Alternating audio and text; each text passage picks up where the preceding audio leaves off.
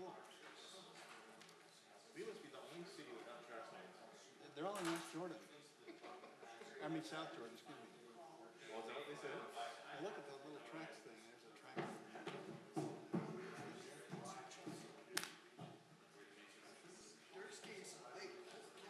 There's some lead weight. I'd like to call our city council meeting to order. We will begin with a pledge of allegiance led by Taylor Roth.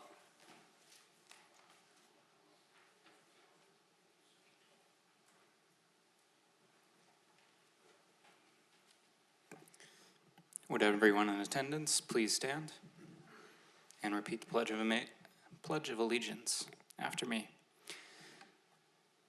I pledge allegiance to the flag of the United States of America and to the republic for which it stands, one nation, under God, indivisible, with liberty and justice for all.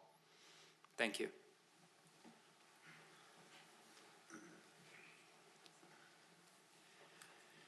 Thank you. We have not on the agenda that's published, but we do have an RDA, MBA, and FES agendas that we're going to move to after our business items on our regular agenda. So with that, we're going to move to citizen comments. There will be two opportunities to speak tonight. Citizen comments now will be one, and then the public hearing will be another one. If you have an item on the public hearing that you want to talk about the public hearing, you could wait to that point, or you could speak now, whichever. We would encourage people to take and come to the microphone to state your name and the city you're from. So I will now open citizen comments. You'll have 3 minutes to speak. Anyone wishing to speak to the council tonight, please come forward.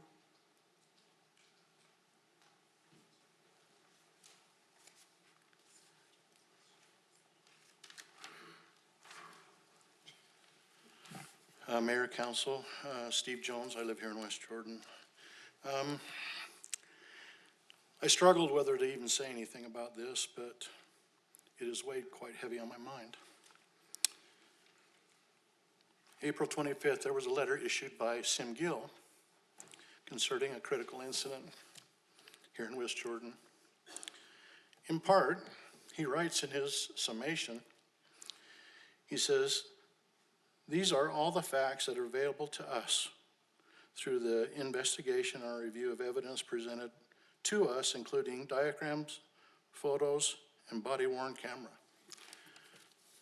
And he goes on to say in the next paragraph, "We offer no judgment on the tactics of closing the space available in the bedroom." The next paragraph, he goes, "Although these issues may not bear directly on the analysis of the shooting justification, there are unanswered questions nevertheless related to the circumstances." What grinds me is that our city has done nothing to answer this. It took him 6 months to render a justification. I want to know if he's going to write something like that, then why does he not take into account the policies of Salt Lake County? Why are we turning criminals loose? Why do we have individuals on the street that should not be there? If this individual had not been on the street, this incident would not have happened. But yet, we somehow, through politics, think that that's just okay to wash under the road. But yet, officers who are expected to handle things in seconds,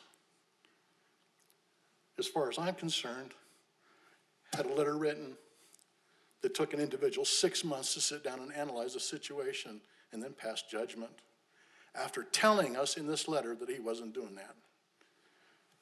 I would ask the city of West Jordan to respond to this and let them know that this is unacceptable behavior. This is not, it's not his job to sit here and try to second guess policies. It's his job to render a verdict as to whether somebody needs to be prosecuted. End of discussion. This is not a summation that we're doing in a court of law. And I think that should be pointed out to him. And also the lack of policies that have to do with the county jail and in issues of turning people loose before they should be, and individuals with misdemeanor records that are. Thank you. Anyone else wishing to address council this evening? Please come to the microphone, state your name and city you're from. Taylor Roth, City West Jordan. And I just wanted to comment on one of the items from last week's agenda, and that had to do with some of the discussions that took place after the citizen comments for the review of the mayor's upcoming budget iteming. And as a citizen, I felt very aligned with Councilwoman Whitelock's comments about the average household earnings of a West Jordan family. I feel like the position of the mayor is kind of like the head of a round table. You know, we're all one family. And to have someone in that position who's making considerably more money than the average household, I find that potential a little bit disturbing as a citizen. I understand it's a position that has a lot of responsibility tied to it. And for me, the primary consideration as a citizen would be to ensure that all the members of our government are able to have their basic needs met so that there's nothing pressing on them that would cause them to act under duress, so to speak, in the fulfilling of their duties. So that's the primary purpose in my mind and heart as to what a salary would be for in these positions, is to ensure that the people who are filling those roles are able to take care of their physical needs and their family so that they can then take care of what they have sworn to do for our city, state, and national governments. So thank you very much. I appreciate the opportunity as a citizen to actually get involved in our government process for the first time, and the way in which you conduct yourselves does a great service to the city of West Jordan. So thank you very much. Thank you. Anyone else wishing to address council this evening?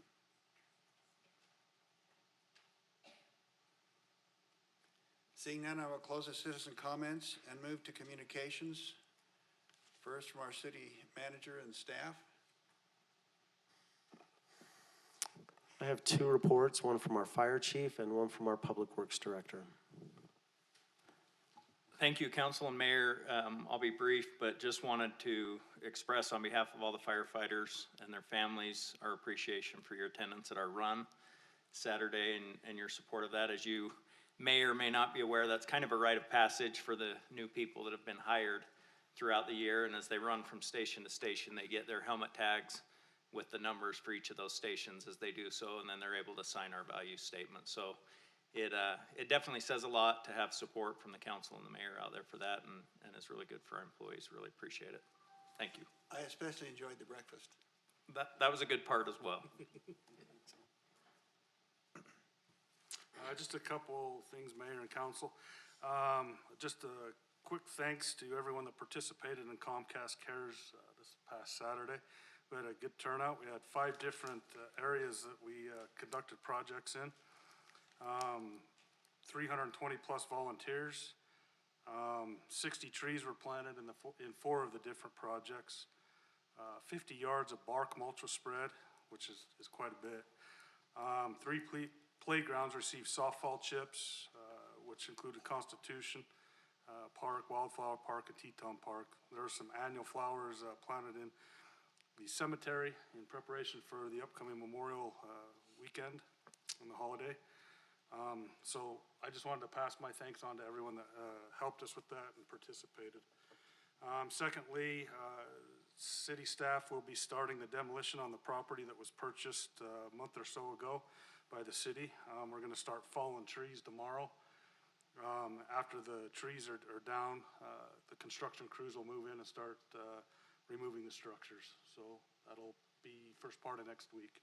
That's the property right over here on Redwood by the track station. Yep. So that's all I got. Thank you.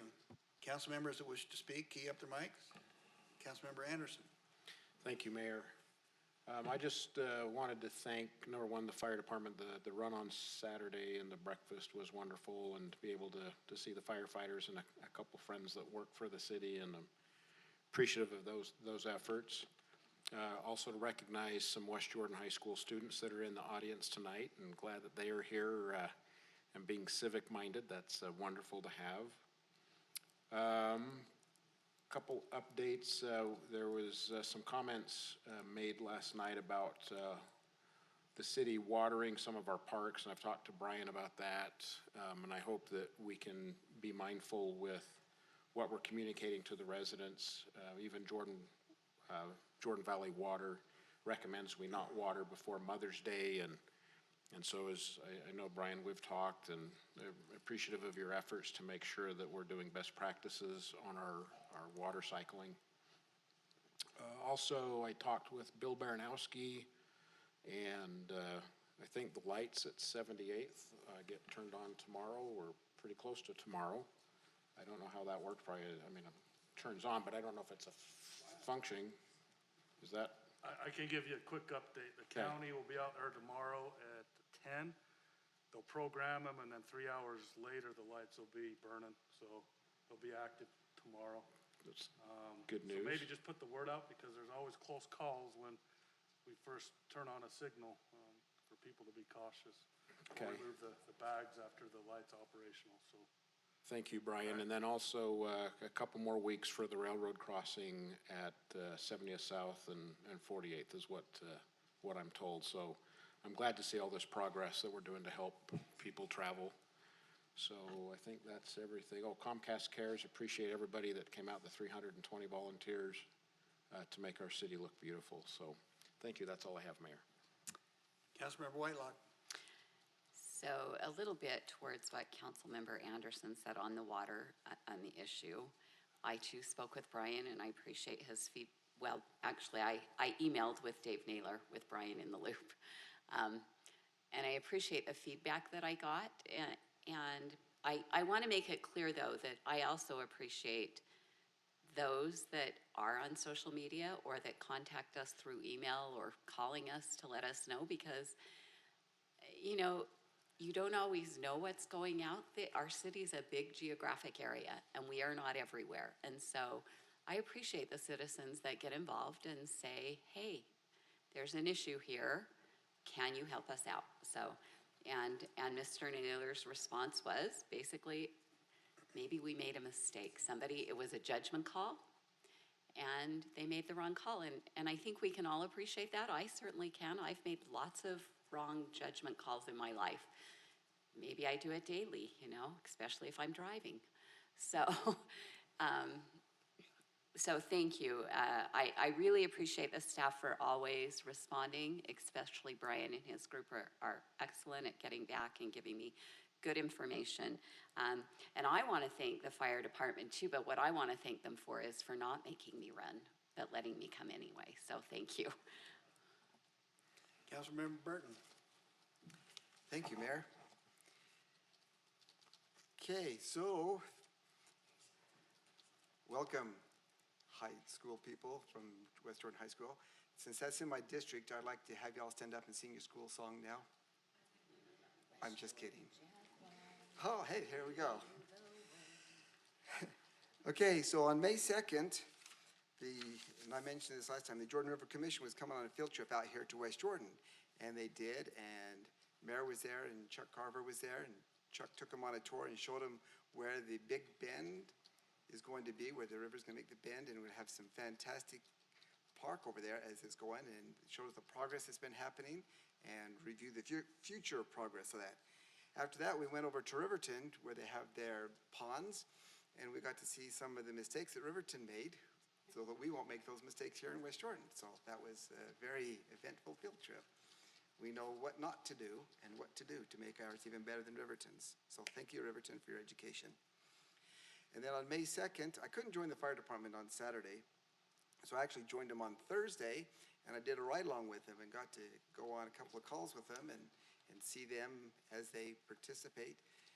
We had a couple of medicals, and they had a fire call. Fortunately, the fire call was the sprinkler that went off and triggered the alarm, and they thought it was steam, and it was, but it wasn't smoke, so. Everything went well there, and we have a fantastic fire department. What you already know, but I'm pleased of the fire department that we have here in West Jordan. And then Saturday, we talked about that, but I want to add my 2 cents onto the Comcast Cares Day. Thank you for all those who participated in that. Over our little park in our neighborhood, the Teton Estates Park, we had over 70 people show up for that. And we got the trees planted and the mulch done and all the work done. We got a great deal of work done, so that park looks much better. Thank you for those who helped do that. So now a little personal thing. I had a conference with the IAEI, which is International Association of Electrical Inspectors, that I just got back from today. It was over in Wendover. And while I was there, I got to see a couple of our city officials who were participating in that conference as well. And it just so happens that they elected a new chapter president. And that new chapter president is Doug Rolfe, our own Doug Rolfe, right here from our building department. So he is now the chapter president for the Utah chapter of the International Association of Electrical Inspectors. And Lane Western was reelected the secretary again for I don't know how many years, lots of years. So we had good representation there. That's all I have for now. Thank you, Mayor. Councilmember Jacob. Thank you, Mayor. First to the stoplight, some people are already treating it as a four-way stop and some are not. So it's already interesting out there. So when the light's on, I think it will be a step in the right direction. So that's great. Glad to hear that's going to be working tomorrow. That was my number one question that I was going to ask you after. So good to know. And I wanted to say thank you also to the fire department. That run on Saturday was a lot of fun. It was fun to get a little exercise in and sweat a little bit with the firemen who sweat a lot for our city. So I appreciate that. Thank you, council members. We'll now move to public hearing, item 5A.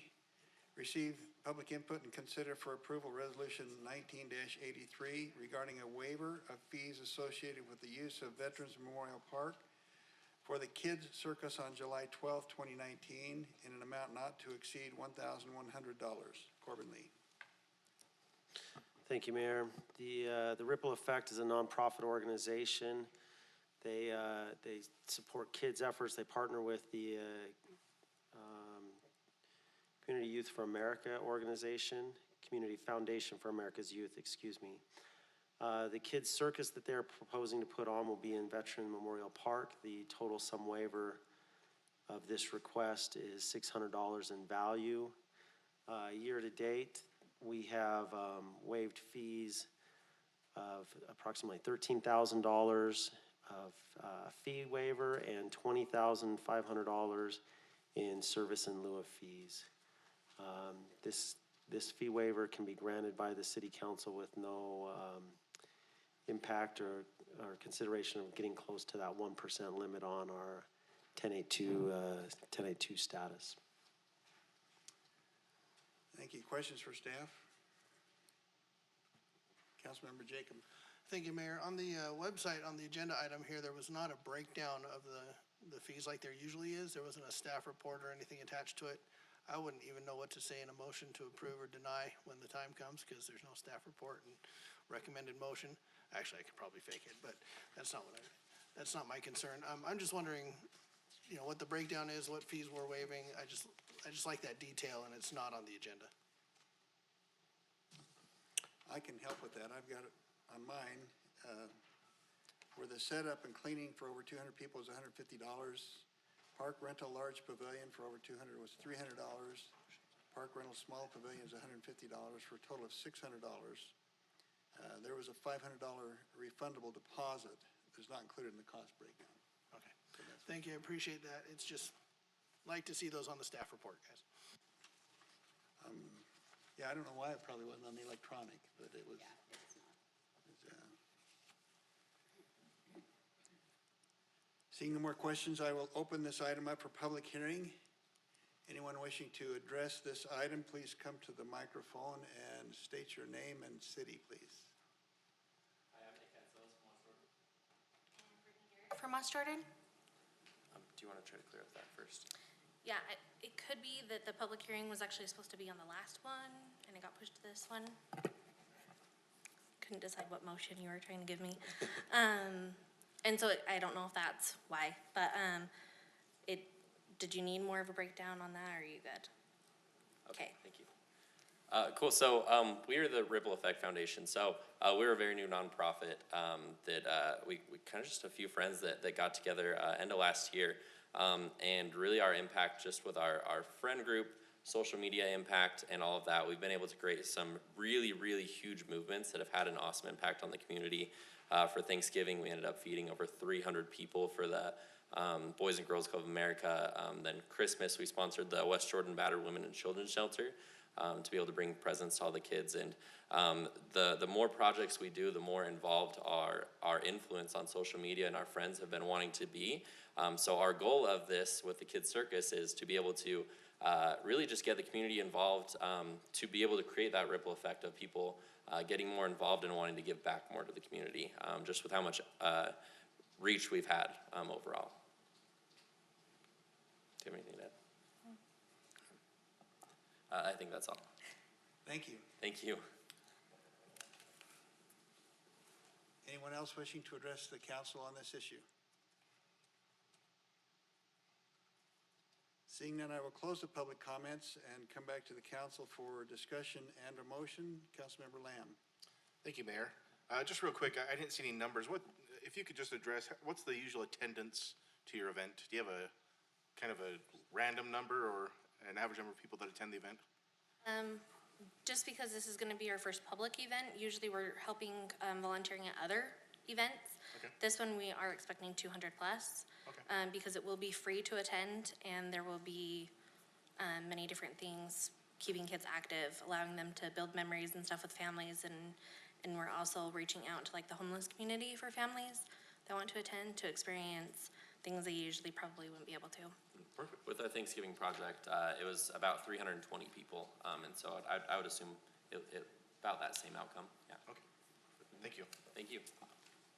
And then just my quick comment. I know we always seem to talk about waiving of fees in West Jordan. Looking at the breakdown of fees there, I don't think the city's losing anything by waiving these fees. And seeing as how they are West Jordan residents and are members of our city, it's an opportunity for them to use the park in a good manner and in a good way to support another community that needs help. My biggest thing, and I've said this before, and I'll say this to you as well, is as long as you clean up behind yourself, I'm good with this. So, thank you.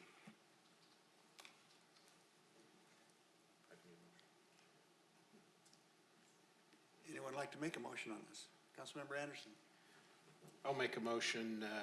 I move to approve Resolution 19-83, waiving the fees associated with the use of Veterans Memorial Park for the Kids Circus on July 12th, 2019. And Councilmember Burton. I'll second his motion. We have a motion by Councilmember Anderson, a second by Councilmember Burton. So discussion to the motion. Councilmember Whitelock. Thank you. So here's where I'm at. I get that in reality, when we look at this, we say it's not real money in some ways because, they're just using the park venue. But somewhere, someone in our city came up with these fees that we charge. Now, in my own opinion, from calling neighboring cities, I think our fee schedule is too high, quite frankly. I think we charge more than our surrounding cities, and I wish that we would look at that.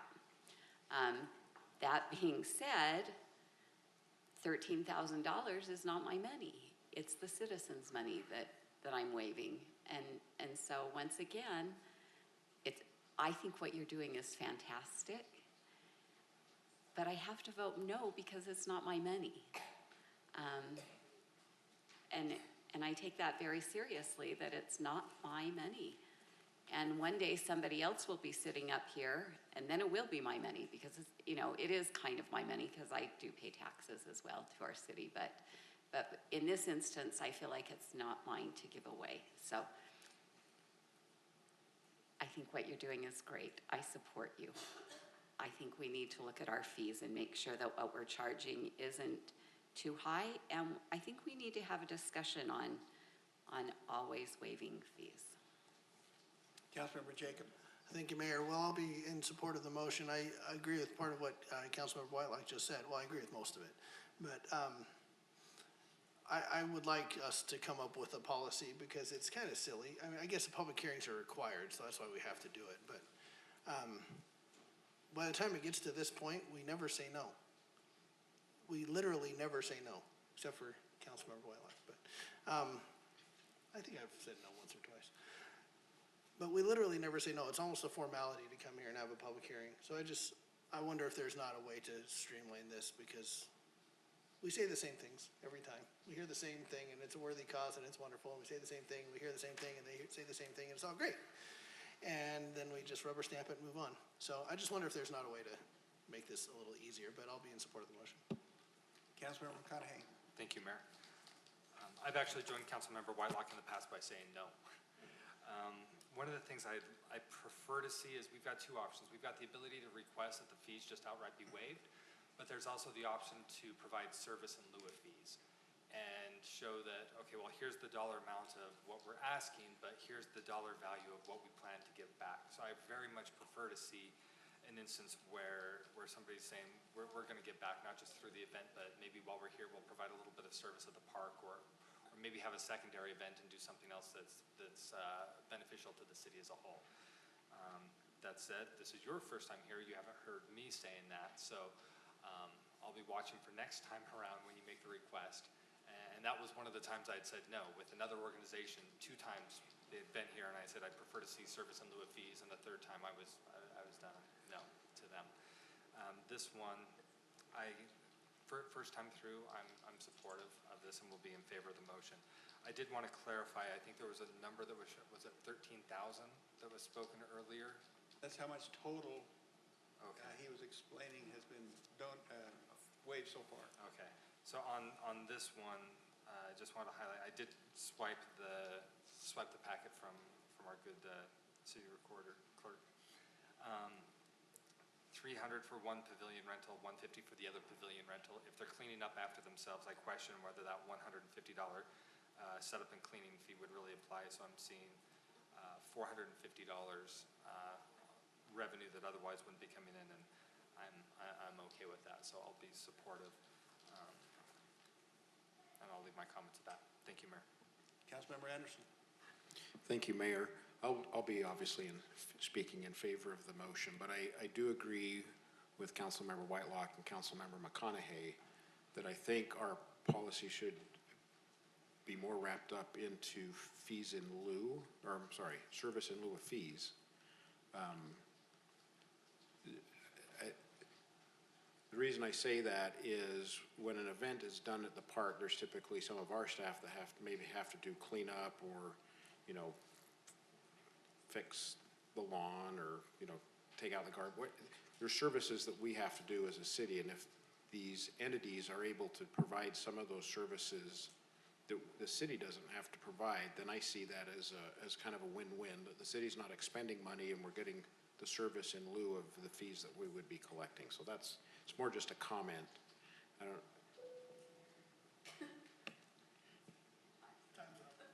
I'm done? Thanks. I don't know if Paul or Corbin want to address it, but that's just more a comment from me. I could address that. 10-8-2 allows for people to basically come to council and apply for either one of those, either having the waiver of fees for service in lieu and them giving us something for value in return, or if you're a nonprofit entity, they can also just request for a waiver of those fees without any type of required service in lieu of that. I think ultimately that's up to the council to decide.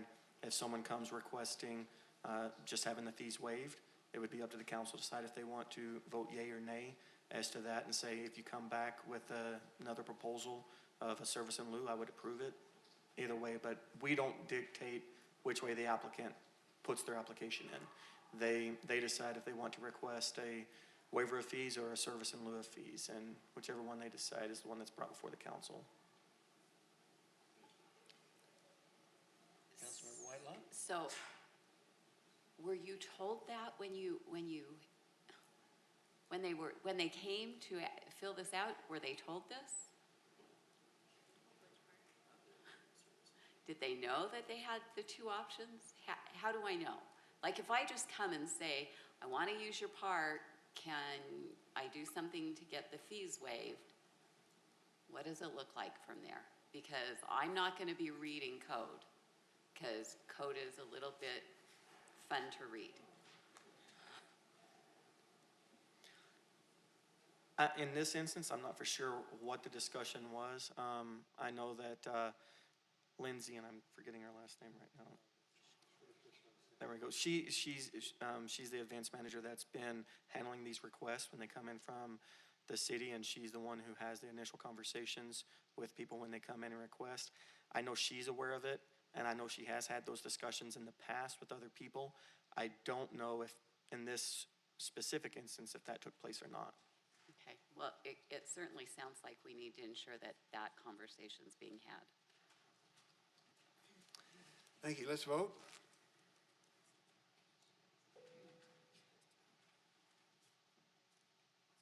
Councilmember Burton, Aye. Mayor Riding, Yes. Councilmember Jacob, Yes. Councilmember McConaughey, Aye. Councilmember Whitelock, No? Councilmember Lamb, Yes. Councilmember Anderson. Yes. Motion passes 6-1. Move to consent items. Consent item 6.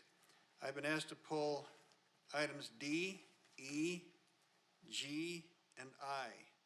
That's Delta, Echo, Golf, and India. Mayor, I want to drop mine down to only E at this time now. E is in Echo. E is an echo.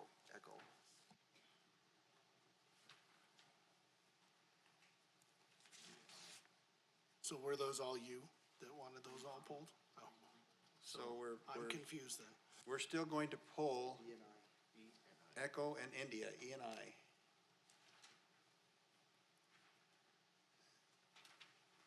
We have a motion for the others. Councilmember Anderson. I'll move to approve the consent items with the exception of E as in Echo and I as in India.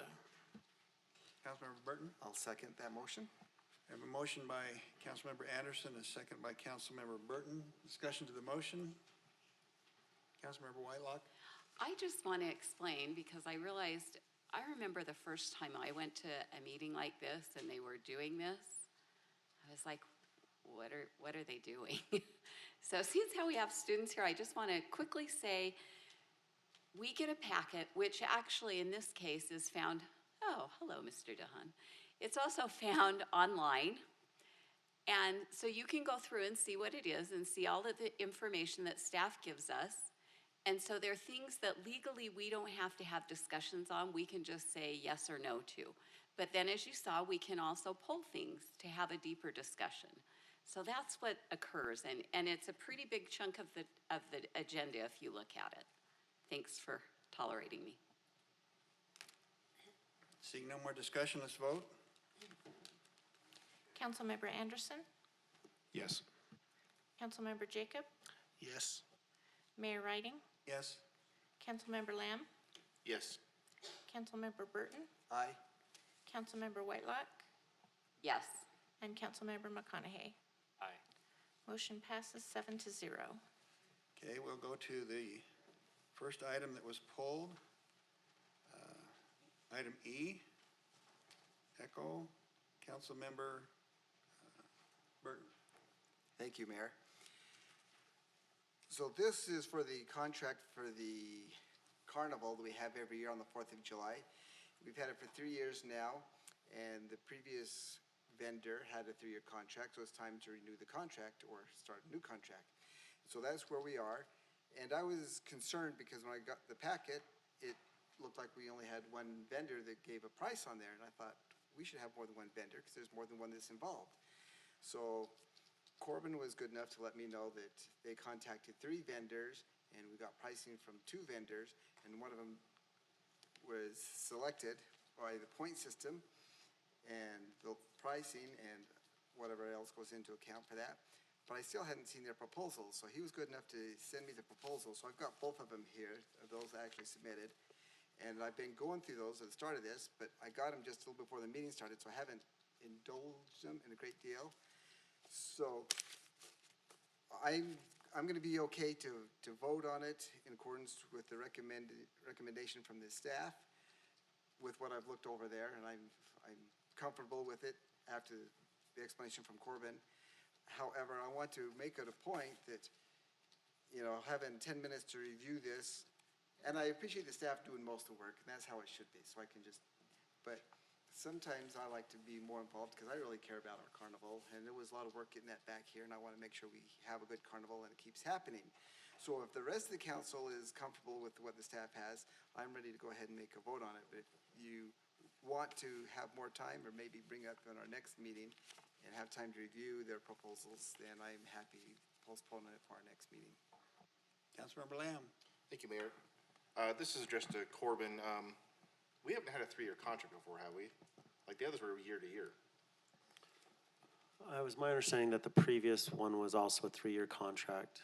It was a contract with 2 additional years options to renew, is my understanding. Thank you. Councilmember McConaughey. Thank you, Mayor. Move to adopt Resolution 19-87. Councilmember Whitelock. Second. We have a motion by Councilmember McConaughey, a second by Councilmember Whitelock. Discussion to the motion. Councilmember Burton. The only thing I want to add is, it appeared that we renewed the contract each time because there were actually adjustments and changes that we made after our meeting and like hours, things like that, but it wasn't with the others, so I will be in support of this. Let's vote. Councilmember Whitelock, Yes. Councilmember Anderson, Yes. Councilmember McConaughey, Aye. Councilmember Jacob, Yes. Councilmember Lamb, Yes. Mayor Riding, Yes. and Councilmember Burton. Aye. Motion passes 7-0. Go to item I. Kayleen. Thank you, Mayor. This item deals with unclaimed property no longer needed as evidence to a public interest. So my translation of that is a lot of times this is stuff that either was abandoned or I would say stolen. And when I reviewed this, my heart just ached for the men and women whose equipment that they used for their livelihood is on this list. And I thought, oh, surely there's something we can help with. So I've actually asked Chief Wallentyne if he will just help us understand what we could do as citizens to ensure that if we're a victim, that we have a better chance of getting our goods back. Or, you know, or if we happen to leave something somewhere, we have a better chance of getting it back. So Chief, if you would help us out. Thank you, Councilmember and members of the council. I will tell you that that is a pretty accurate description of the list. There are a few other items on the list that come to us in odd ways. For example, there's a lawnmower that a commercial service received an insurance payout. And the insurance company and the lawnmower owner went back and forth while we took care of their lawnmower for a year. And ultimately the insurance company said, well, you keep your money, we'll keep the mower. But then the insurance company said to us, we don't want the mower, you deal with it. And that, you know, that's problematic. You'll see a U-Haul tow thing, and none of the U-Haul dealers would accept it back from us. We spend a lot of time trying to return this property to its rightful owners. I will tell you that in the last couple of years in cooperation with the Office of the Attorney General and some of the pawn shop and other fencing operations, we have returned literally hundreds of thousands of dollars of tools to owners such as Lowe's and Home Depots are still new. And we can do that because they put these nifty little tags, and then Home Depot and Lowe's gives us readers. So when an item gets stolen and it shows up in our evidence room, we can scan it and we can say that was stolen from a particular store. Homeowners and residents and business people, craftspersons, they can do the same thing by making a record of their serial numbers. Many tools have serial numbers. Bicycles have serial numbers. Lawnmowers have serial numbers. Or engraving a unique identifier, such as their name and a number somewhere, taking photographs of their item, particularly if it's of a unique nature. I'll tell you one thing that I've done in my home is I've taken my iPhone and I've gone through the entire home very slowly, and I've narrated some incredibly boring videos for my insurance company. And I've got, stored in the cloud now, a couple of videos of my stuff. And if I'm a burglary victim, the police department, finds my stuff, I can say, here, look, this is my stuff. And these are simple and easy things. I will tell you one other thing, Councilmember Whitelock, that you've prompted me to think about, and I will do it in short order. We're going to put up a YouTube video on our Facebook, our West Jordan Police Department Facebook channel. I'll take 2.5 minutes and just tell people, these are some simple things. If you need help, we have a crime prevention specialist. Call her up, and we'll get you some help on how to deal with that. But I too, as I commented to you privately, recently responded on I was in uniform, so I drove to the call, of a theft of a trailer at a work site where a group of employees, so that's our living. That's a month of each of our families going hungry to replace those tools. Forget the insurance. Yeah, we'll get insurance someday, but it was this new Starbucks being built over by the hospital. And the contractor said, I can't have these people working on my site. I feel badly, but I got to get new workers. It's crushing, it's crushing. So we get that as the police department. We ask the citizens, do your part. Help us help you by marking your stuff. Thank you. I appreciate that. Hopefully we can work together and, if you see something, report it and mark your stuff. I need to do that as well. Councilman Burton, I was going to do a motion, but do you have something to add? Yes. You can come back to that. Councilmember Burton. Thank you, Mayor. I just want to add that I have been on the victim side of this. Back when Gateway was being built, being a contractor, that's just one of the times this happened to me, several times as a contractor. But my power tools and things at Gateway, they had security there, and they told me to do everything be safe, so I left all my stuff there, came back the next day, and it was all gone, and we were unable to work. I made a police report, so I think it's important, first of all, that we report it to the police so they know that it's happened. And then second thing is, I had all my name and everything was marked, and I got it all back. So it does work if you do that. And so I was looking over that list, and I was thinking of the people that don't identify their things, don't get it back. Then there's the flip side of that. Sometimes when you are the bad guy and you have your stuff that gets confiscated for that, they give those back to them too if they can find the bad guys, but sometimes they're not as easy to locate. Go ahead. If I could make a follow-up comment, we have a couple of detectives that work the pawn brokers very heavily. And I would tell you, if you have your company name engraved and your name on your tool, it's a lot less likely the pawn shop's going to take it from a thief, and thieves know that. They know that. It's a deterrent just to have it marked. Right, and mine was found in a storage unit. They didn't even take it to the pawn shop because I did have it all marked, and it was in the storage unit when they raided the storage unit and got my parts back. However, the pawn shop does like bicycles. My son did have to buy his bicycle back from a pawn shop after he sold it because the pawn shop already would have lost the money, but he got it back. Thank you, Chief. Councilmember Whitelock. I'm ready to make a motion if you're ready. I move to approve Resolution 1991, authorizing the police chief and city manager to put unclaimed property no longer needed as evidence to a public interest use. Councilmember Anderson. I'll second the motion. We have a motion by Councilmember Whitelock, a second by Councilmember Anderson. Discussion to the motion. Councilmember McConaughey. Thank you, Mayor. I got a little bit of a chuckle reading the recommended motion from staff. Staff recommends the council approve the resolution authorizing disposition of the listed surplus items at the West Jordan Fire Department. Hoping that's not a Freudian slip by some of the folks over in police hoping to make the switch over to fire, but after the breakfast last Saturday, I could understand why that might be the case. So I just wanted to point that out. Thank you, Mayor. Councilmember Jacob. I'll speak in favor of the motion on behalf of the former owner of the 79 Pokemon cards that were listed. Let's vote. Councilmember McConaughey. Aye. Councilmember Burton. Aye. Councilmember Whitelock. Yes. Mayor Riding. Yes. Councilmember Jacob. Yes. Councilmember Anderson. Yes. And Councilmember Lamb. Yes. Motion passes 7-0. Move to business items 8A, discussion and possible action regarding ordinance 19-13, amending the 2009 West Jordan City Code, Title 13, zoning regulations, Chapter 5, establishment of zones, Article C, regarding planned development zones, citywide applicability, City of West Jordan applicant, Scott Langford. Thanks, Mayor. Members of the council, this has come before you, I think, a couple times. We've made some adjustments, worked with the attorney's office, and we're here to answer any questions. Larry Gardner's here. He's worked closely with the attorney's office, and again, we're happy to answer any questions you may have. Okay, Councilmember Burton. Thank you, Mayor. Scott, my first question is, and I don't have it in front of me because I made my notes but it's for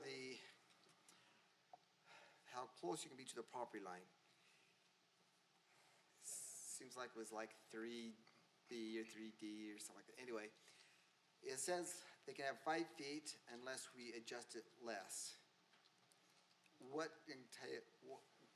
How can they get approved to be closer than 5 feet? Because if each are 5 feet, that's only 10 feet apart from building to building. I'll defer to Larry on that. To help me what you're referencing to. Okay. So is it a setback or? It's the setbacks from the property line. Could be page 21. I'll work on pulling up. That sounds. No, it's between property lines between buildings. You're lucky you have page numbers. Yeah, that's it.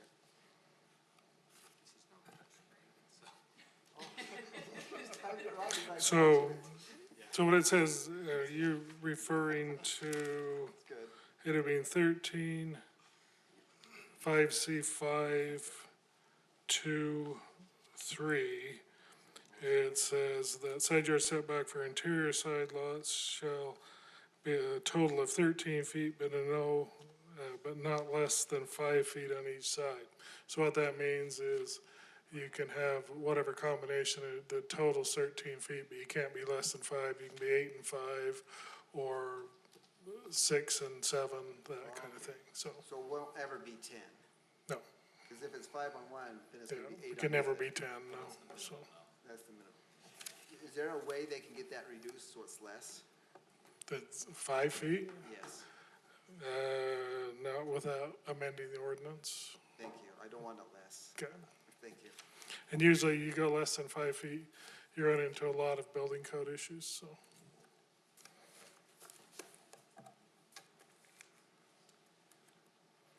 Any more questions for staff? Councilmember McConaughey. If no one else has anything else to say, I would move to approve ordinance 19-13. Councilmember Burton.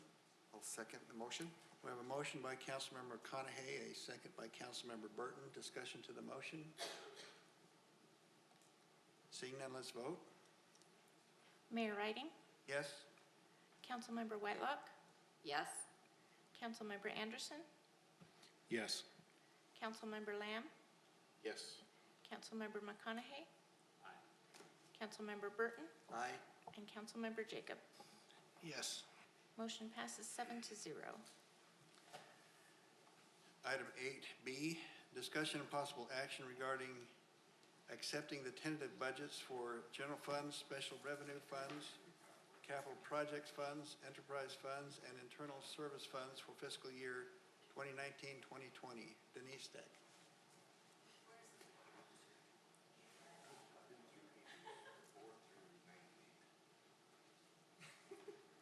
Usually I'd stand at the podium, but I have a big PDF that I want to kind of flip through a couple pages with you and just show you the outline on this budget document.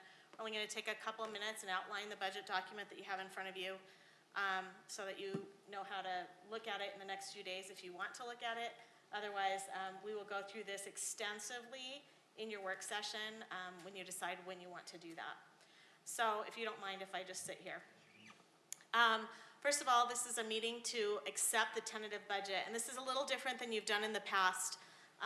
State law changed back in 2016, but I think no one noticed it here. So, and it's not like you broke the law. You just didn't need to adopt a tentative budget without first discussing it and understanding it. So, state law requires that we just file a tentative budget with the governing body on the first meeting in May, and it needed to be the first regularly scheduled meeting, so the last meeting didn't count because that was kind of just a delayed or postponed meeting. So we are filing the tentative budget with you, the documents before you in a 3-ring binder, because if we have any changes, I wanted to be able to make those and switch your pages out as needed. Next thing we'll need to do is you'll need to discuss when you want to have that meeting to review, consider, and possibly adopt the tentative budget. The restraints on that is that the tentative budget has to be available for public inspection as it is adopted at least 10 days prior to the adoption of the final budget. So that's kind of your constraint there. Tax rates won't be available until around June 10th, so we can't adopt a final budget before June 10th because we won't have tax rates. And a final budget and tax rates have to be adopted, and this is a change this year, by June 30th. It used to be June 22nd. So it is now June 30th, unless you've declared a truth in taxation, and then it would be that the process just continues, which you're aware of. So that's the budget process as stated in current law or state code. So we're filing that with you now. Just going to quickly go over some of the things that we approached. We went over this back in April, about 5 weeks ago or 4 weeks ago. The revenues were tested using a 3-year historical trend, and we applied a conservative approach.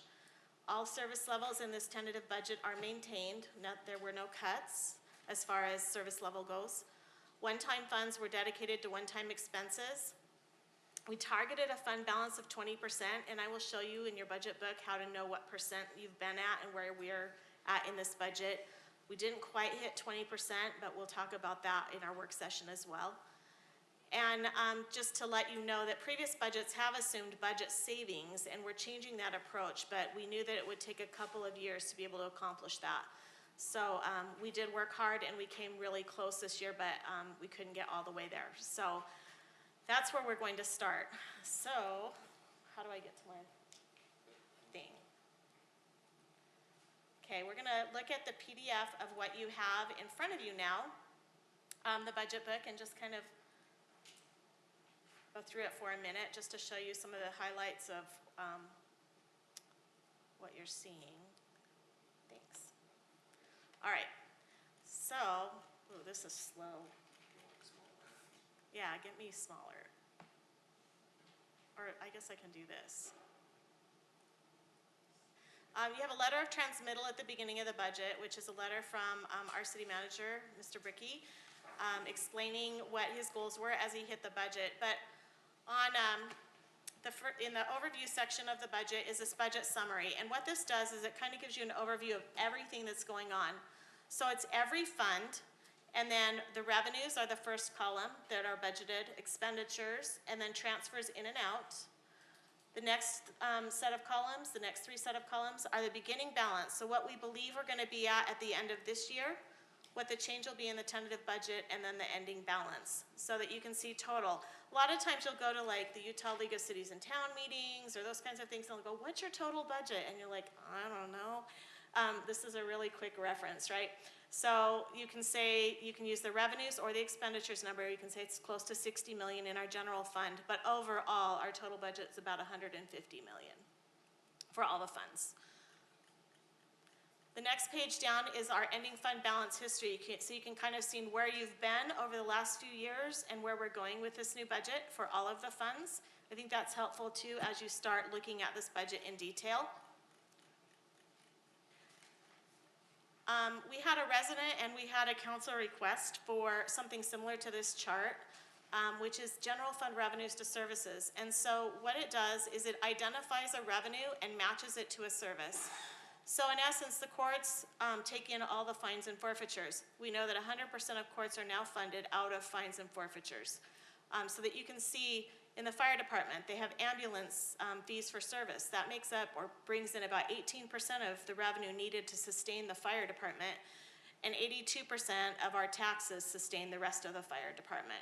So I think that this is a response to our citizen requests for tying revenues to expenditures, and anything that had a fee for service is directly tied to a fee for service. So our building permits are tied directly to 95% of development service costs. Mayor? A small bit of development services are paid for otherwise. Question? Yes. Councilmember Connie? No question. Sorry, I just had to interject. This has been requested for all 8 years that I've been here. Good. First time we've seen it. This is awesome. Thank you, thank you, thank you. Sorry, You're please welcome. continue. No, that's good to hear. I'm glad that we're being responsive. In our work session, we'll talk about that, we were not able to get all the way into a balanced revenue to expenditure budget, and that last column of reserves, that's using reserves that we have on hand, and we're not able to fund non-departmental and our facilities. Non-departmental is made up of the $1 million that we need to put into the risk management fund to pay for insurance premiums, workers' comp, unemployment, large claims, those kinds of things, and legal defensive claims. It's also made up of, and there's notes on this page as well down here that tells you what it's made up of, leave buyouts for retirement, the cost of the election this year is in that area. So we're having to use reserves to pay for some of those things. We want to next year really work hard to try, as we prepare the next budget, to try and get revenues and expenditures to meet up. But we don't know how we're going to do that quite yet. We'll have to work hard on that this year. Following that is our general fund, and so you'll see that there's a general fund summary, and this is new to your budget book as well. So each of the funds, it's really difficult, I believe, for you to make decisions on to whether adopt a budget if you don't know what it means at the end of the day. So you could say at home, okay, well, I make $10,000 a year and I have $8,000 a year of an expenses. I know at the end of the day my checkbook's gonna say $2,000. But if you didn't know that your checkbook was negative $2,000 when you started, and you're gonna end up with nothing and you're planning for $2,000 sitting there, right? So this is kind of like telling you, where is your checkbook at the beginning of the year? What are you adopting? And then what will it look like at the end of the year? So these are your fund balances. The percentages that we talk about all the time, that 5% to 25%, I've included that as well in your budget. So when you look at these 20.46%, that's where you ended last year. The adopted budget anticipated this year ending at only 13.6%, but we believe with our estimates that Eric Okerlund prepared, and he did a great job assisting in this budget, I just have to say that out loud, are 22.39%, and then next year we're gonna be down to 16.84. So you can just kind of see where we believe we're going. In addition, there's some notes there about the cost of the change of government and why that's going to cost us what it's going to cost us. Councilmember Lamb has a question for you. Yes. So real quick, on amended versus estimated. Yes. The amended number, is that, let's say, is that from today or from yesterday? It's the budget as you've adopted it as of today. Because So, as of right now, it's saying, at the ending fund amount to be 7.2, but then you guys believe that it will change to 11.8 right, by the end of the year. right. So what we're seeing is a lot of savings from vacancies or other savings from expenditures that have not been spent yet. Okay. Now, those are completely estimates. I mean, we're estimating in April what's gonna happen on June 30th, but kind of seeing where the. Which is almost here. Right, it's our crystal ball. So Okay. that's what we're hoping. That's one thing I wanted to, as I've been on the council, you always hear about positions that aren't filled. Mm-hmm. So whenever, let's say there's a position that pays $50,000, if that doesn't get used, that goes back into this fund balance, correct? Perfect, All right. yes, Thank you. absolutely. So we fully funded all the positions that are in the staffing document that's included in here. And then if there's a vacancy, then we get that savings. Mayor? Okay, another question, Councilmember Anderson. Yeah, just to make sure, the amended budget is what we've approved As of now. several months ago. So the change between the amended budget that we approved and the estimated end of year is because things have changed since we adopted an amended budget. Is that- Correct, so typically it would be that we funded, and that we keep funded in the budget all the positions in the whole. We rarely ever would go back and say, we'll unfund that, in a budget amendment, we'll just keep it funded. But if it's vacant because we, struggle hiring it, or whatever the reason may be, then it would come in lower in the estimate because it's Right. vacant. So all I'm trying to clarify for because I do finance. Yeah. Is that the amended budget is something that the council adopted at Yes. that, and at that point in time, our knowledge was what's shown here is the amended budget. But as we continue to the end of the year, what we're going to anticipate is the estimated actual fiscal year 18. Perfect. Is that, okay. Yes. Thank you, Mayor. Thank you, Denise. Yes. So each fund will have that fund balance before it. So if you're looking at the water fund and you want to know where's the water fund at, you can see that fund balance on each of the funds, okay? Kind of like their checkbook. There's also notes included in this budget, and you'll see them kind of like this change of government. They're notes that I thought would be helpful to you as you moved through the budget to explain some of the savings or some of the changes or revenues or expenditures that changed significantly. I felt like there needed to be a note to be put in there. Question for you? Of course. Denise, Councilmember Whitelock. on that last page, by the mayor, when it says PT, are you saying that's part-time? In essence, What are you- I know what are I you doing that probably, for? I was like, maybe I shouldn't have put that there, but I think Okay. that change in form of government kind of changes the role to be like someone that, we have a full-time mayor, and I understand that. Yeah, I probably will change that in the Okay, final. thank you. I was trying to delineate between the two, but I probably could have changed that to be change in form of government or something, I don't know. It was a late ad. And then, Yes. Councilmember Lamb. what is the intergovernmental liaison? That is a position that will be supporting the mayor. It's typical in any strong mayor form of government to have some position of some sort that really is interacting with some of the other agencies. So it's typical to see, and they call him a deputy mayor, they'll call him, I'm trying to think, in Murray, we called it a communications or public relations specialist, or there's all kinds of names for them.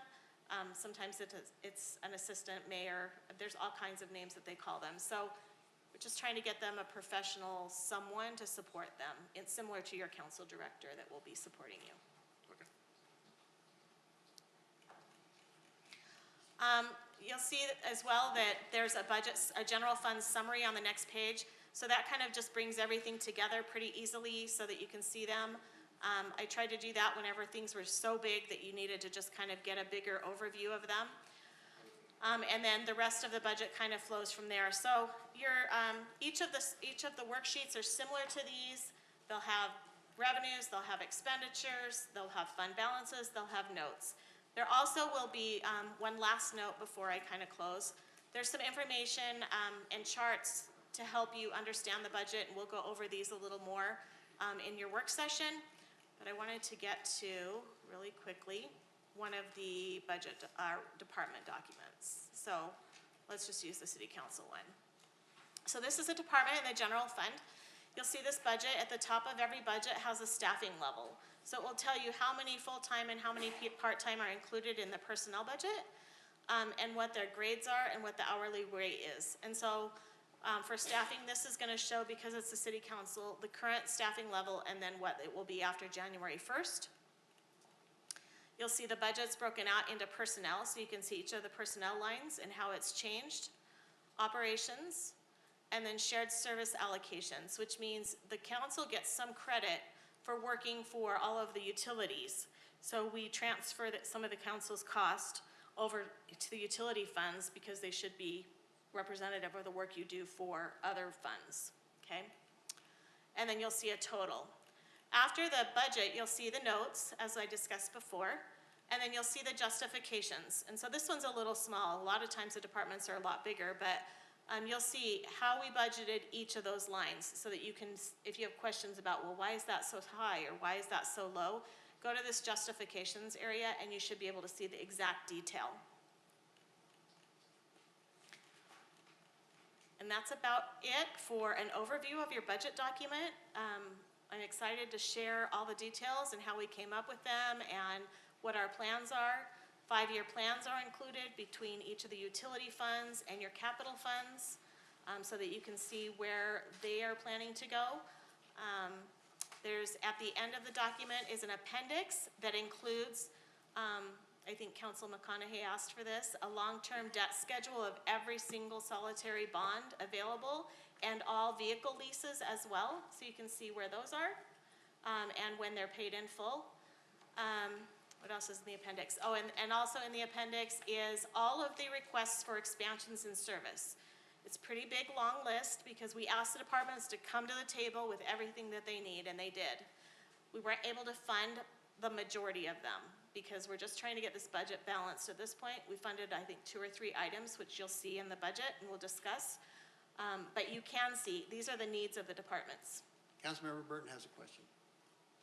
If I can go back to, under the city council on page 16, that justification you were talking about? Yeah. So the dollar amount that meets with that justification, I'm trying to find it. If I go to the page prior to that, do I find that number there so I can? So do you would dollar? go $1,250 per council member times 7, and that should tie to the training and travel budget that's right here. Okay, let me, so I've got my 2 pages. Page together. 15, there's a training and travel budget. Okay, training travel, so it says 433,100. It says $8,750. Right, I'm wondering, Right, are those count numbers supposed to match up? yeah, they do. 433, well, 43300 says training on page 15, but on 43000 is travel on the other. Yeah, I page. covered the line. Oh, Sorry about so that. Wow, they're all the same. No, they're not the same number, just that one. I'll fix that. I apologize. Training, travel, this is training. And travel. Okay, Okay? okay. And if you see any So I any was reading it typos, right, I'd be that's happy just a to. typo then. Yeah, it's my typo. Okay. Yeah, typing how many pages? 175 pages. I probably will have a few. All right, so anyway, I'm available for questions, but we're excited to get together and have that discussion together. So thank you for your time. Councilmember Anderson. Thank you, Mayor. I just want to say thank you. This is very refreshing from my perspective, to see it portrayed graphically by departments, the justifications, the summaries, the overviews. I just want to say thank you and to the whole budget prep team. So again, thank you. Thanks, Mayor. Councilmember Jacob. Yes, ditto to what everybody else has said. Well done. The question I had is, we are accepting this tonight, but we are not adopting a tentative budget tonight. Right. So it is not yet the council's budget. It is still the city manager's budget, even when we accept this after the motion tonight. There won't be a motion tonight. It becomes your budget in that you have possession of that, so we have filed it with you.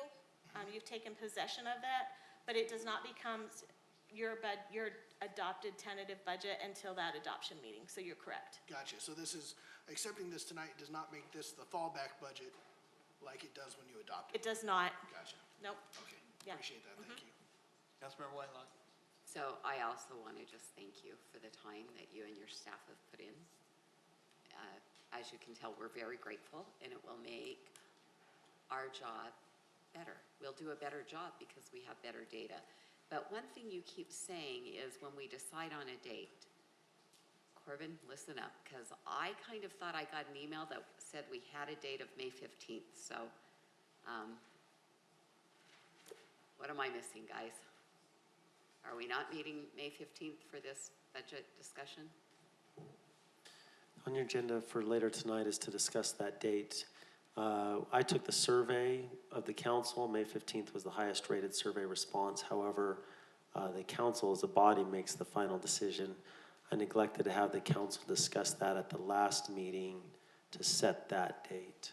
So it's up to you to decide if you want to proceed with May 15th or select another day, but May 15th was when most of us could meet.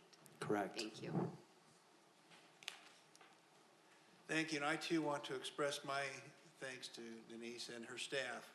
It wasn't you alone that did this, I know that. And I think this is one of the best ones I've seen put together in many years here, so thank you.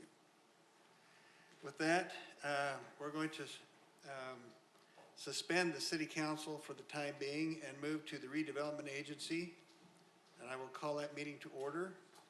We'll go to business item 2A, approve the minutes of January 9th, 2019 and March 27th, 2019, as presented. And Melanie's not here, so, question? Yeah, point of order. Did we need to take any action with that last item before we move on? To suspend, I talked to Melanie, and she, before she left, she didn't think we needed to do that. The recommended staff motion is to accept the budget that was provided. We My heard the understanding, report, but my we understanding didn't. was on that, she was just handing us the budget tonight. Okay. The staff report says there's a recommended motion, so if that's not the case, then. It would hurt to just accept it. All we're saying is we accept it, and then we're covered if there's an issue. And maybe either Paul or Corbin can address this, but typically we have to receive or accept the tentative budget so that we can review it. I mean, it is a transfer of the city manager's budget to the council.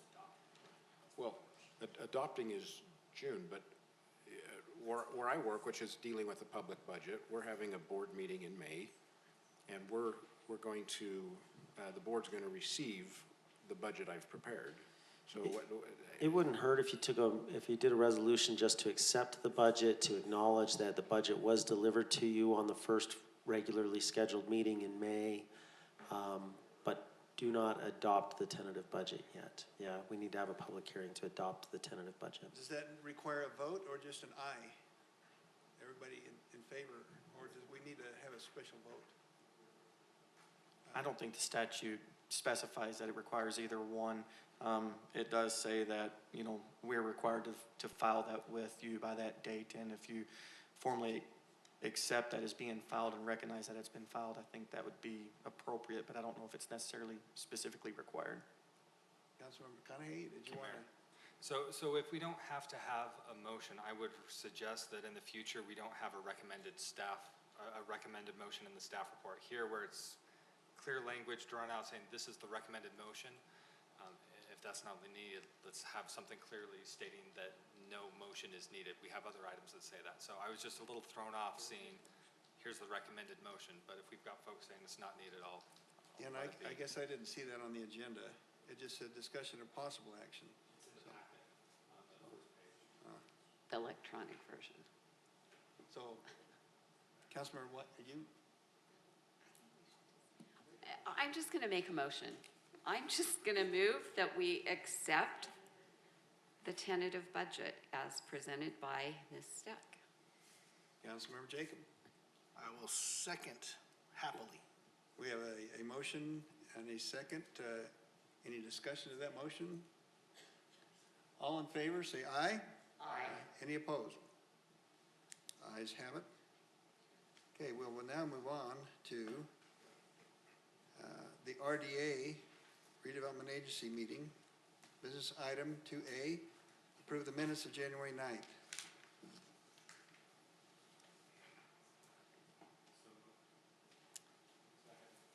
A motion and a second. Discussion of the motion. Seeing none, let's vote. All in favor, say aye. Aye. Any opposed? Seeing none. Business item 2B, discussion possible action accepting the tentative budget for the City of West Jordan Redevelopment Agency for fiscal year 2019. Councilmember Burton. I move to accept. Councilmember Whitelock. Second. A motion and a second is on the table. Discussion to the motion. Seeing none, all in favor? Aye. Any opposed? I will adjourn motion to adjourn the redevelopment agency.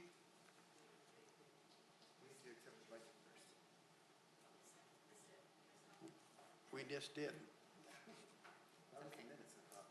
No, we just did, we did both. You said aye twice. Motion to adjourn the redevelopment agency.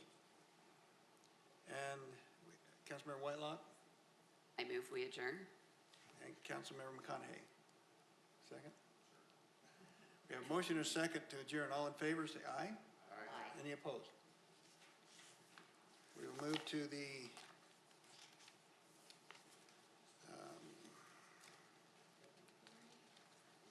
we go to the Municipal Building Authority. I will open the Municipal Building Authority and call it to order. We have business item 2A, approve the minutes of December 12th, 2018, as presented.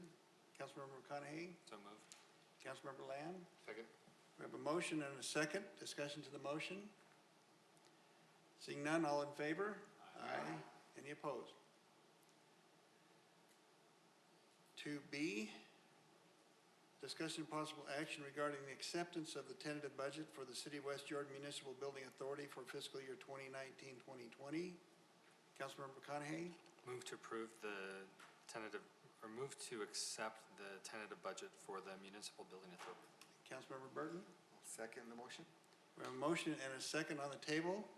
Any discussion to the motion? Seeing none, all in favor? Aye. Any opposed? None. I'm going to move to adjourn. Move to adjourn the NBA meeting and convene the Fairway Estates meeting. All in favor? Second. Aye. Any opposed? Okay, got ahead of myself there. So call to order the Fairway Estates Special Services Recreation District meeting. Business item 2A, approve the minutes of December 12th, 2018 as presented. Councilmember McConaughey. Move to approve. Councilmember Burton. Second. All in favor? Aye. Any opposed? Business item 2B, discussion and possible action regarding acceptance of the tentative budget for the City of West Jordan Fairway Estates Special Service Recreation District for fiscal year 2019-2020. Councilmember McConaughey. Move to accept the tentative budget for the Fairway Estates Special Service Recreation District. Councilmember Whitelock. Second. A motion and a second. Discussion to the motion. Seeing none. All in favor? Aye. Any opposed? Seeing none. Move to adjourn Fairway Estates and reconvene City Council. Councilmember Burton. Second. All in favor? Aye. Any opposed? Seeing none. We're back to City Council, and now we're to the workshop. Item 9A, discussion regarding budget workshop dates, as well as another needed workshop. So that's where we're coming back to. I guess the one that has been discussed is May 15th. Is that correct, Corbin? If I may, Mayor, can I give you a quick summary of the survey results? We asked about 9 different dates in the month of May, different dates and times. 3 of those dates, 6 out of 7 council members could make it. No dates were all 7 of you available. The 9 dates we selected were based on what we knew about your schedules and preferences. And so we tried to pick 9 dates and times that we thought might work and were our best chance at getting all 7 of you. Of the 3 dates where 6 of you could make it, the first and most preferred was 6 out of 7 preferred May 15th. 1 could not make it on May 15th. May 18th, 3 of you preferred it, 3 of you did not prefer it but could make it, and 1 could not make it. That was Saturday, May 18th at 8 a.m. And then lastly, on Thursday, May 23rd at 5:30 p.m., 5 of you preferred it, 1 did not prefer it but could make it, and 1 could not make it. So those are your 3 dates, I think, that are your best bet in terms of getting the majority preference. May 15th in the evening, May 18th in the morning, that's a Saturday, and Thursday, May 23rd in the evening. And I just want to add. Councilmember Anderson.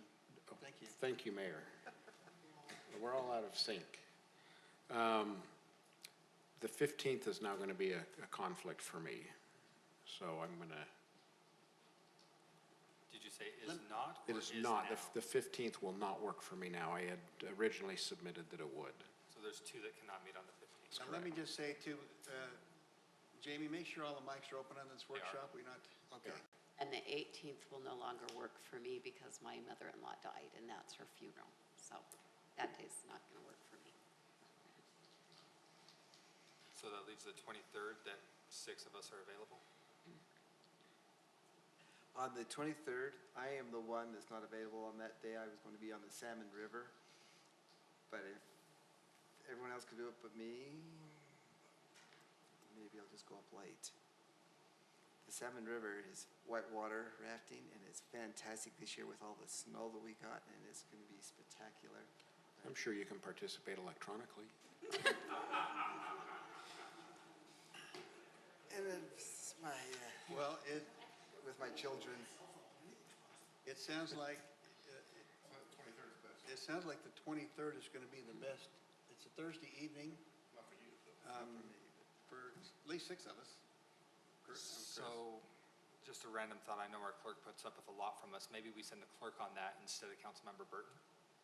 Keep him here with us. Wait a minute.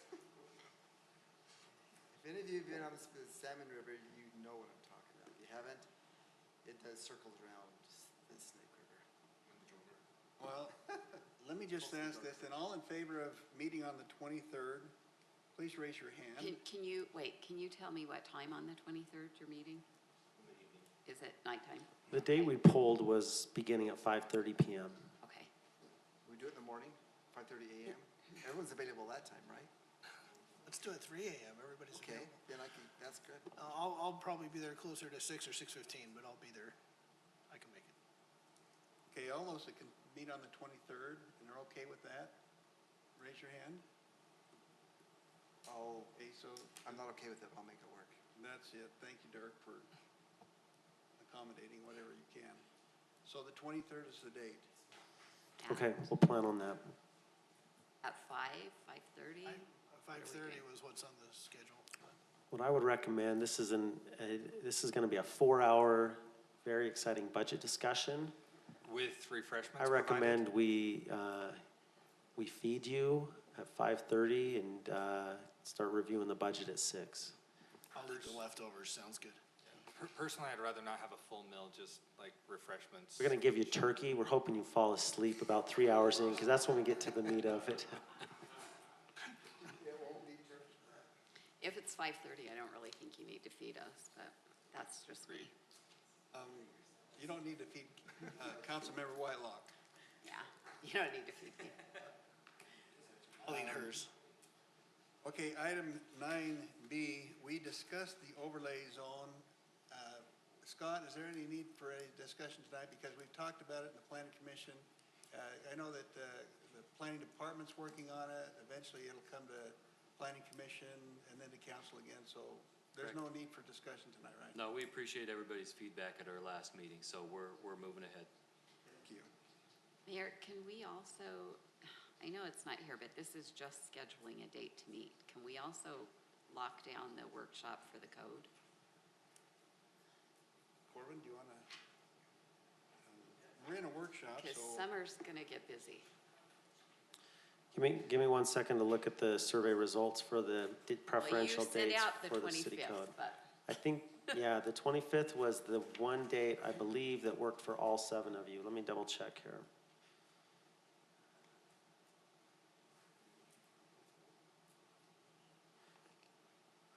Excuse me, so Tuesday, June 25th in the evening was the preferred date of those that took the survey.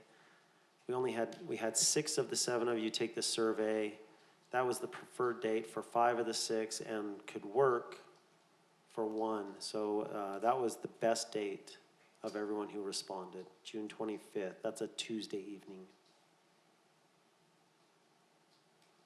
Any more discussion on that? We need,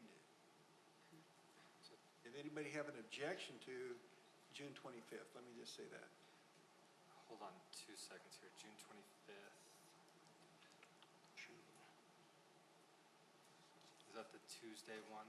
yeah, Yeah. Tuesday before city There's council. Boy, personally, I would really prefer to have it on Thursday. Tuesdays is usually when we have the rodeo committee meeting, and that's going to be just before. Yeah, the Stampede committee meeting is that same night. On Thursday, June 27th, that was 4 of you preferring and 2 of you saying not preferred but could make it on Thursday, June 27th.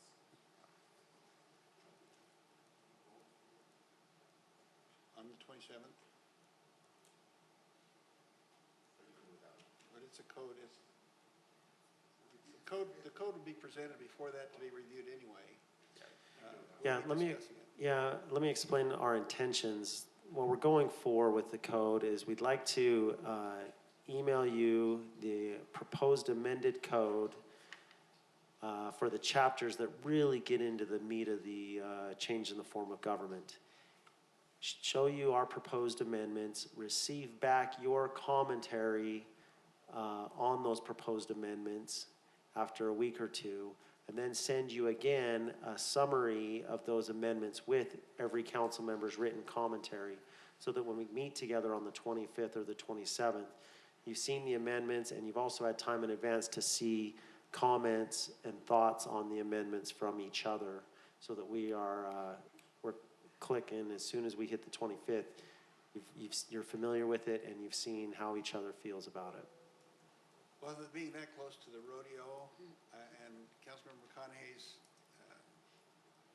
important actions with that, I would like to see us then move it to the 27th. Yeah, there's two of us that technically should be there on Tuesday night with the rodeo committee, and it'd be good for the mayor to be there as well, so. Could we just do it after the rodeo committee? I mean, how much time would that? I think you're gonna need at least, you're gonna probably want 4 hours to look at this. This is the real substantive portion of the change in the form of government. Okay, so we know that Councilmember Lamb cannot make it on the 27th. Anybody else that cannot make it on the 27th? Is there another day we can do it? I am worried about it. Then I would make the suggestion that we go ahead and hold it on the 27th. I'm more worried about it. I agree. Second. Everybody in favor of that, raise your hand.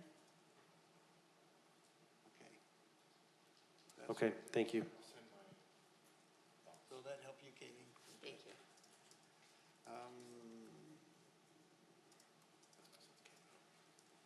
Before we get to remarks, I just want to make a note that we will not need to have a closed session this evening. What? So, Wait. Did you read that right? We should let the media know. Good, yeah. I move for a 10-minute break. So with that, we will go to remarks. Following remarks, we will entertain a motion to adjourn city council meeting. So, Councilmember McConaughey, you're first up.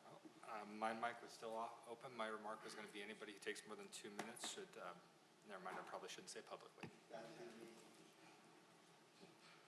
I see nobody else keying their mic up, so I move to adjourn. Second. we have a motion to adjourn and a second. All in favor? Aye. We are adjourned. And this is like a record. New record for city council adjournment, before 7 p.m. For this council.